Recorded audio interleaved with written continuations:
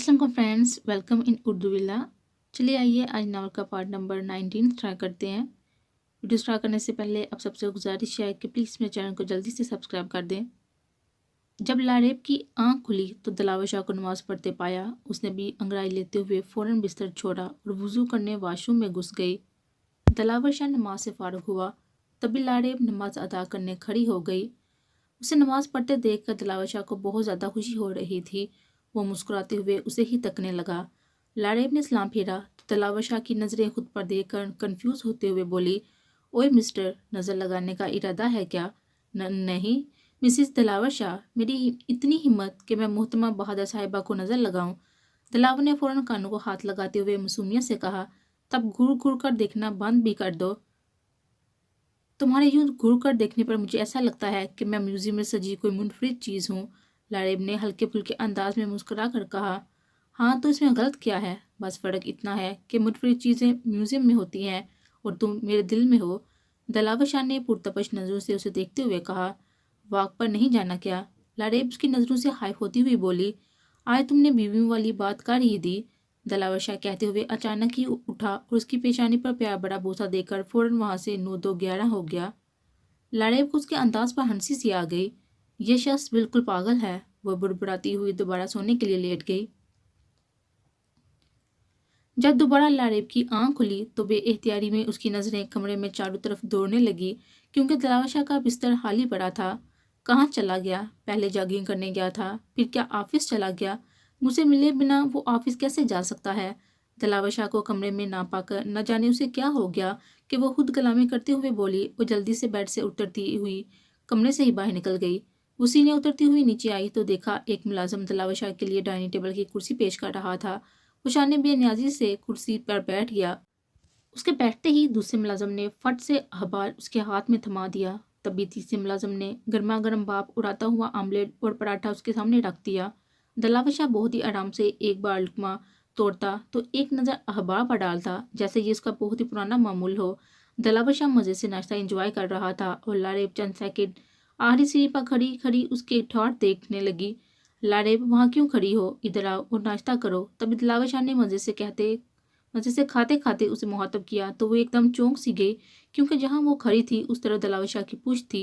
वो धीरे से चलती हुई हैरानो परेशान उसके सामने वाली कुर्सी पर बैठ गई।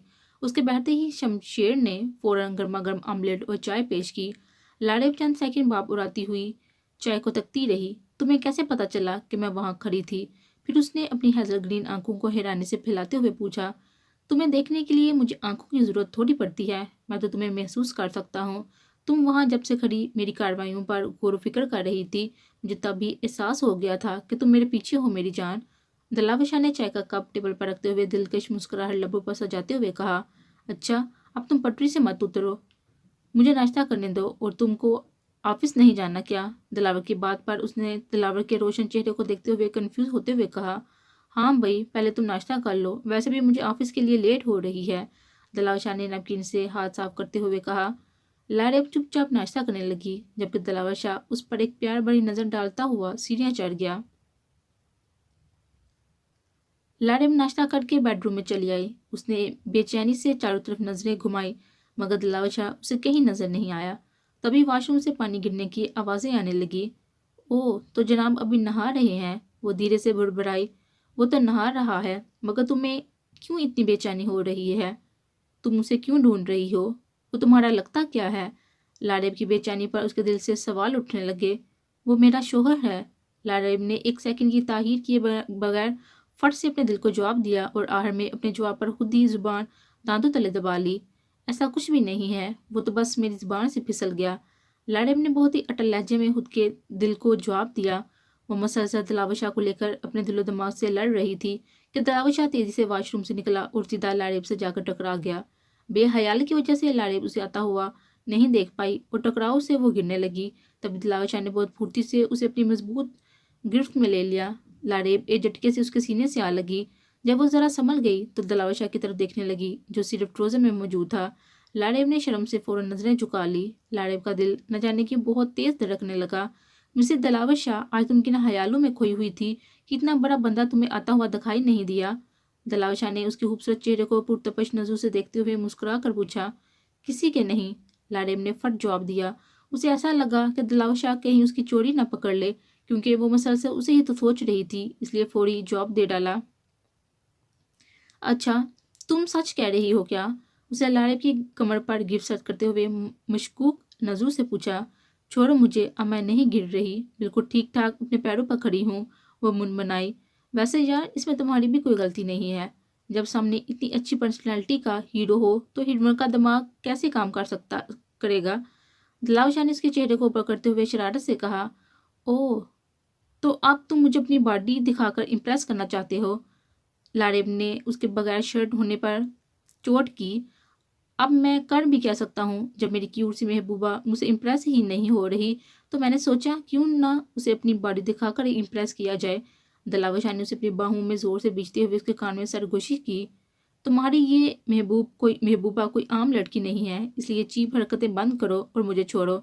लाडेब ने उसकी गुर्बत पर अपने दर्द करते हुए दिल पर काबू पाते आंखें दिखाते हुए काफी एतमाद से कहा, और साथ ही उसे धकेलने भी लगी।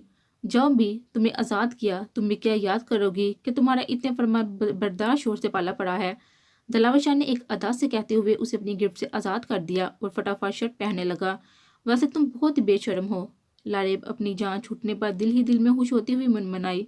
बेशर्म नहीं हूँ यार, मेरी आदत है बस, दिलावर ने उसकी बात पर मुस्कुराकर कहा और ऑफिस जाने के लिए बेडरूम से निकल गया। उसके बाहर निकलते ही ना जाने क्यों लारेब का दिल उदास होने लगा। उसके कदम खुद ब खुद उसके पीछे करने के लिए बढ़ने लगे। जब वो बेडरूम से बाहर सीढ़ियों तक पहुंची तो देखा शमशेर अदब से सर झुकाए हुए दिलावर शाह का ब्रीफ केस लिए उसके पीछे तकरीबन दौड़ते हुए घर से बाहर निकला। चलो भाई लारेब, तुम्हारा नाम नहा शोहर अब ऑफिस चले गए, अब इत्मीनान से घर देखा जाए। लारेब ने सर झटकते हुए दिल में सोचा और दोबारा बेडरूम में आ गई। बेडरूम में आकर वो सबसे पहले बड़े बड़े वार्डरोब के सामने खड़ी हो गई। उसने जैसे ही वार्डरोब खोला तो न जाने कितने ही अनगिनत 3 पीस सूट नफासत से इस्त्री किए हुए हैंगरों में लटके नजर आ रहे थे। इतने सारे कपड़े! लारेब ने मुंह पर हाथ रखते हुए चौंक कर खुद कलामी की और एक ब्लैक 3 पीस सूट को निकाल कर देखने लगी। ओह, ये तो ब्रांडेड लगता है, काफी महंगा होगा। लारेब ने सूट को सताइश नजरों से देखते हुए खुद कलामी की। तभी उसकी नजर सूट के टैग पर पड़ी। महंगा ही है। लारेब ने टैग पर ब्रांडेड का नाम पढ़ते हुए फिर से खुद कलामी की और सूट को वापस वार्डरोब की जीनत बना दिया। इसमें तो सारे मर्दाना लिबास हैं। लारेब ने बुड़बुड़ाते हुए दूसरा वार्डरोब खोला तो उसमें भी जीन्स, शर्ट और टी शर्ट हैंगर्स में लटके हुए उसका मुंह चुरा रहे थे। यार, सभी मर्दाना लिबास हैं। अब मैंने तीसरा वार्डरोब खोलना ही नहीं। अरे, मैं भी तो इस घर की मालकिन हूँ, मेरा भी तो कोई सामान होना चाहिए। लाडेब ने गुस्से से मुंह फैलाते हुए कहा और तजस्सुस के हाथों मजबूर होती हुई बेदिली से तीसरा वार्डरोब खोल डाला। उसे खोलते ही न जाने कितने रंग बिरंगे जनाना कपड़े हैंगर्स में लटके नजर आए। उसने खुश होते हुए कपड़ों को देखना शुरू कर दिया। तभी उसकी नज़र कपड़ों से होती हुई नीचे गई, जहाँ 10-12 जोड़ी नाजुक खूबसूरत सी सैंडल्स थी। साथ ही उसके बाजू हुई ढेर सारे रंग बिरंगे पर्स भी पड़े थे।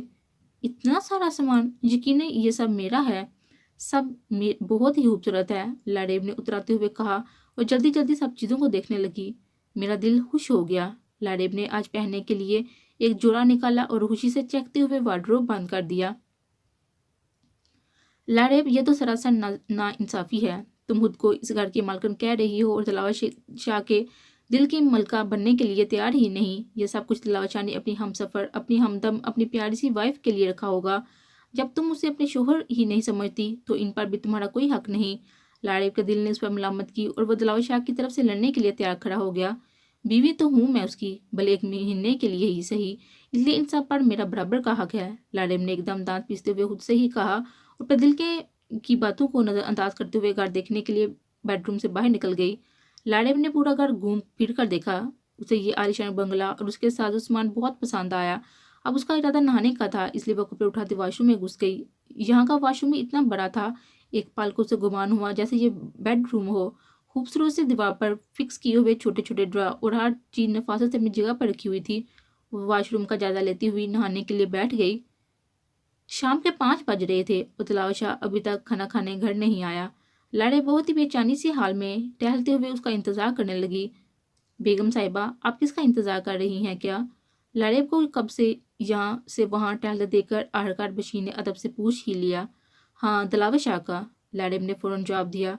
साहब तो सीधा रात को ही घर आएंगे, आज उनको कोई बहुत ज़रूरी काम था, بیگم صاحبہ آپ نے ابھی تک کھانا نہیں کھایا؟ آپ اگر صاحب کے انتظار میں ہیں تو وہ نہیں آنے والے، اس لیے آپ چل کر کھانا کھا لیجئے۔ بشیر نے 2 بجے سے اب تک چوتھی دفعہ اسے کھانے کے لیے کہا تھا۔ ٹھیک ہے، کھانا لگا دو، اس کے جواب پر لاریب نے بے دلی سے کہا اور دھیرے سے چلتی ہوئی ڈائننگ ٹیبل تک آ گئی۔ کھانا بہت مزے کا تھا اور دلاور شاہ کے انتظار میں اسے بہت زیادہ بھوک بھی لگ چکی تھی، اس لیے اس نے خوب من سے پیٹ بھر کر کھانا کھایا۔ کھانا کھاتے ہی اس نے نیند نے آن گھیرا تو وہ خاموشی سے بیڈ روم میں جا کر سو گئی۔ جب وہ سو کر اٹھی تو مغرب کی اذان ہو رہی تھی۔ یا خدا، میری عصر کی نماز تو قضا ہو گئی، لاریب نے ماتھے پر ہاتھ مارتے ہوئے افسوس سے کہا اور وضو کرنے کے لیے واش روم میں چلی گئی۔ ابھی وہ نماز سے فارغ ہوئی ہی تھی کہ بشیر چائے کے ساتھ سموسے ٹرے میں سجا کر چلایا۔ بیگم صاحبہ، آپ کو کسی بھی چیز کی ضرورت پڑی تو مجھ ناچیز کو یاد کر لینا، بشیر نے ٹرے ٹیبل پر رکھتے ہوئے ادب سے سر جھکاتے ہوئے کہا۔ اوکے، اب تم جا سکتے ہو، لاریب نے بن نہایت تمیز سے جواب دیا۔ بشیر سر ہلاتا ہوا وہاں سے چلا گیا۔ اس کے جانے کے بعد لاریب مزے سے سموسوں اور چائے سے انصاف کرنے لگی۔ چائے ختم ہونے پر وہ کچھ سوچتی ہوئی کمرے سے باہر نکل آئی۔ باہر آ کر اس نے بشیر کی تلاش میں نظریں دورانی شروع کر دی۔ تبھی بشیر اس لان میں پودوں کو پانی دیتا ہوا نظر آیا۔ سنو، اس کے قریب جا کر لاریب نے کہا۔ جی بیگم صاحبہ، کچھ کام؟ بشیر فوراً پائپ چھوڑ کر اس کی طرف متوجہ ہوا۔ ہاں کچھ کام تھا، چلو میرے ساتھ۔ لاریب اسے اپنے ساتھ چلنے کا حکم صادر کرتی آگے آگے چلتی بیڈ روم میں آ کر رک گئی۔ بیگم صاحبہ، میں آپ کی کیا خدمت کر سکتا ہوں؟ بشیر نے اداباً سر جھکا کر کہا۔ یہ وارڈ روم میں سے ساری زنانہ چیزیں نکال کر بازو والے بیڈ روم کے وارڈ روم میں رکھ دو، لاریب نے تیسرے وارڈ روب کی طرف اشارہ کرتے ہوئے کہا۔ ابھی کر دیتا ہوں بیگم صاحبہ۔ بشیر سر ہلاتا ہوا وارڈ روب کی طرف بڑھا۔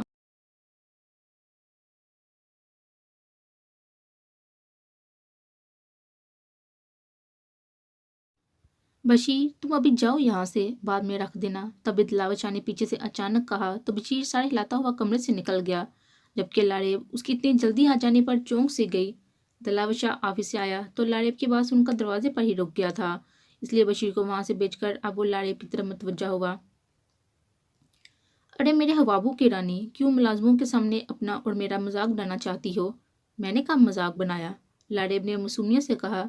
جب تم میرے ساتھ روم میں نہیں رہو گی تو ملازم کیا سوچیں گے؟ میں نے تو بہت شان سے ان لوگوں سے کہا ہے کہ تم میری بیوی ہو، اس لیے میری محبوبہ جس طرح اتنے دن رہ لی، باقی دن بھی ساتھ ہی گزار لو۔ دلاور محبت سے کہتے ہوئے سر تاپا اس کا جائزہ لینے لگا۔ اصل میں اس گھر میں ایک ہی بیڈ تھا تو ایک ساتھ سونا ہماری مجبوری تھی، اور یہاں تو کمرے بھی بہت ہیں، اس لیے میں نے سوچا کہ میں بازو والے میں شفٹ ہو جاتی ہوں۔ لاریب نے سر جھکاتے ہوئے اپنا دفاع کرنا چاہا۔ ارے میری معصوم بیوی، اپنے دماغ کو ذرا کم ہی دہرایا کرو، اور پلیز یہ 9 دن جو بچے ہیں اسے کھل کر جیو اور مجھے بھی جینے دو۔ دلاور شاہ شرارت سے کہتا ہوا اس کے ایک دم قریب آ کر کھڑا ہو گیا۔ ویسے اس ڈریس میں تم بہت ہی خوبصورت لگ رہی ہو، دلاور شاہ نے اس کے کان میں گھس کر سرگوشی کی۔ اس سے پہلے کہ لاریب کچھ کہتی، دلاور شاہ اس کے رخسار پر بھی محبت کی مہر ثابت کرتا دوڑ کر واش روم میں گھس گیا۔ تمہیں تو میں اس کی حرکت پر لاریب نے بکھلاتے ہوئے اب اتنا ہی کہا تھا کہ دلاور شاہ نے واش روم کے دروازے سے منہ نکال کر بیچ میں ہی اس کی بات کاٹ دی۔ دیکھ لوں گی تو دیکھو نہ جانے من، کس نے منع کیا ہے؟ میں سر تپا تمہارا ہی ہوں، صرف تمہارا۔ تم بہت ہی زیادہ بے شرم ہو اور گھٹیا بھی، لاریب نے مٹھیاں بیچتے ہوئے کہا اور تن فن کرتی ہوئی کمرے سے ہی نکلنے لگی۔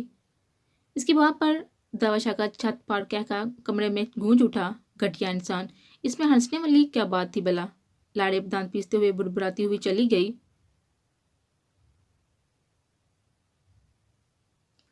دوسرے دن پھر جب لاریب صبح سو کر اٹھی تو دلاور شاہ کمرے میں نہیں تھا۔ اسے لگا کہ شاید ناشتہ کر رہا ہوگا، اس لیے وہ اسے ڈھونڈتی ہوئی نیچے چلی آئی، مگر ناشتے کا خالی ٹیبل اس کا منہ چرا رہا تھا۔ دلاور شاہ کو موجود نہ پا کر نہ جانے کیوں اسے غصہ آنے لگا۔ بیگم صاحبہ، ناشتہ؟ اسے ڈائننگ ٹیبل کے پاس کھڑا دیکھ کر بشیر نے پوچھا۔ جلدی لے کر آؤ، میں یہاں کھڑی تمہارے صاحب کا تھوڑی انتظار کر رہی ہوں جو تم اب پوچھ رہے ہو۔ لاریب دلاور شاہ کا غصہ اس پر اتارتی ہوئی زور سے بولی۔ بشیر اسے غصے میں دیکھ کر فوراً وہاں سے کچن کی طرف دوڑا اور 5 منٹ میں ناشتہ لیے حاضر ہو گیا۔ لاریب نے بے دلی سے ناشتہ کیا اور غصے سے تن فن کرتی ہوئی اوپر بیڈ روم میں آ گئی۔ بیڈ روم میں آ کر اس نے فون اٹھایا اور دلاور شاہ کو کال ملانے لگی۔